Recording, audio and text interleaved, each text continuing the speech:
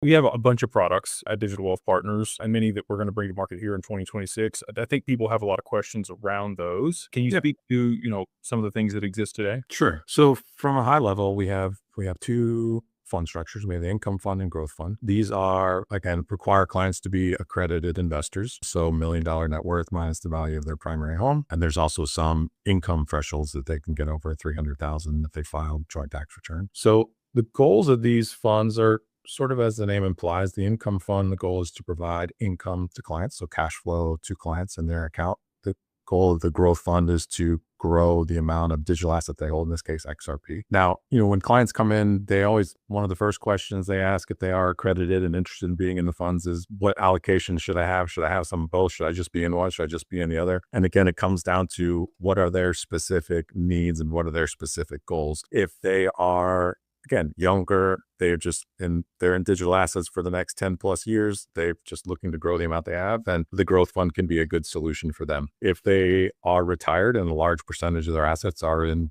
digital assets, then the income fund can be a good solution because it is again providing cash flow to them so they can help fund their lifestyle needs. And then some clients obviously will make sense to be, some mix of that. They may not be retired, but they want some cash flow maybe to offset AUM, or again, maybe they just have a large chunk in, you've alluded to, what's the term you use? You're like digital asset rich, but cash poor.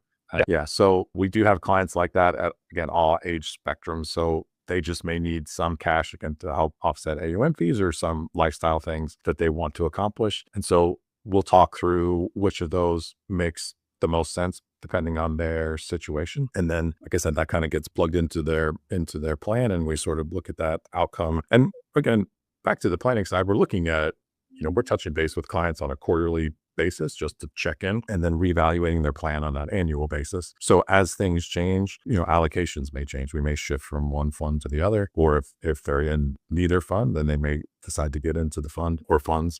So again, very dependent kind of on what the client needs are at the time.